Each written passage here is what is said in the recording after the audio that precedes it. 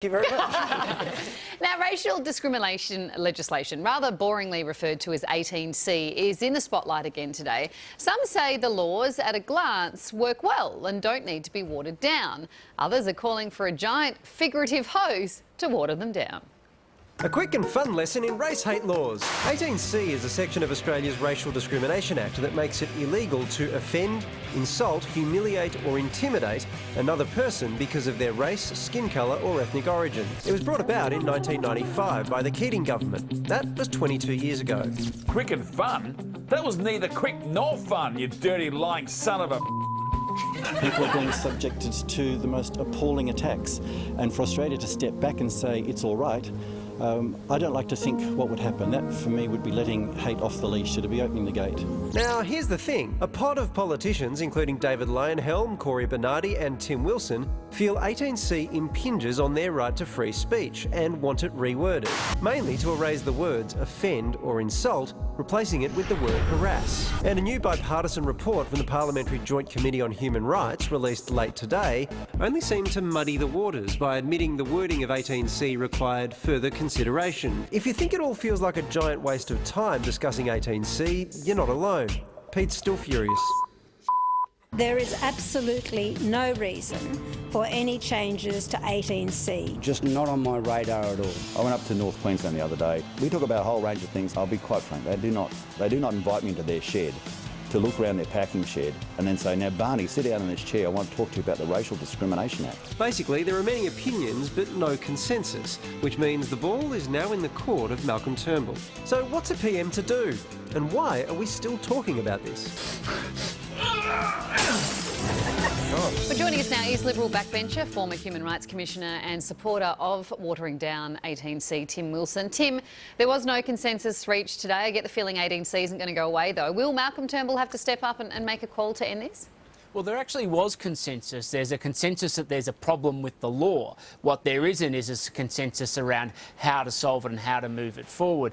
Can the law be fixed? Yes. One of the key recommendations out of the committee's report was to look at the option of moving tests like offend, insult and humiliate and replace it with the word harass, which is a much more objective standard to make sure we can protect people from racial harassment and protect free speech. Sorry, Tim, maybe we read different reports. I had a look at different reports, but it felt to me that there was no consensus really, because you had some people on the committee who said don't change the law at all. You had others saying if you want to change it, it requires further consideration. You had one of your fellow travellers on this issue, Corey Bernardi, saying this has all been a colossal waste of time.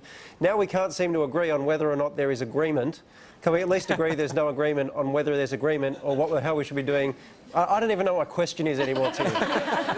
Well, that we can come to an agreement that people recognise there's a problem with the law, which is why there's been so many recommendations around dealing with the test in law as well as the process of its application. No, but I'm saying, Tim, there was an agreement on that. In the report, there wasn't. There were all these different views on whether or not it needed to be changed in the first place. Well, not really. The report made it clear that there were some things that could be resolved in a process basis as well as the test in law, and there was disagreements about how to do it. But the fact that we've gone through this process and there's so many recommendations highlights that people accept that there may be a problem, it's just not clarity of the solution. So and that's why what I think is really important is to establish a test in law that applies to everybody equally, and the test of harassment is a sensible one. Tim, if you think the wording of 18C is too restrictive, what is it that you want to be able to say? Well, I've actually written extensively about that because people raise it all the time. You know, there are examples where there is bigotry from some sections of the community towards other minority groups, and it's actually anchored in issues of ethnicity or culture.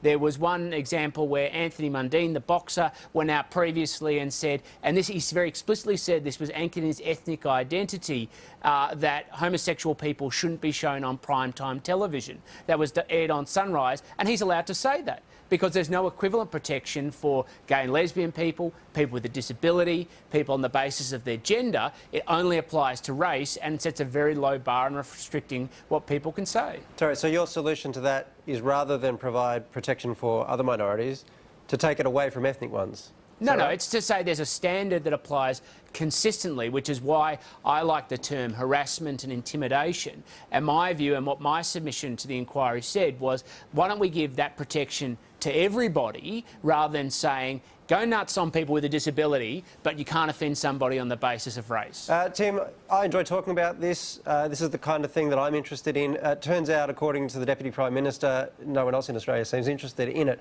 So why is it that this is something that is being pushed so hard from within the government if other members of the government are saying this is just not an issue that voters are going to turn on?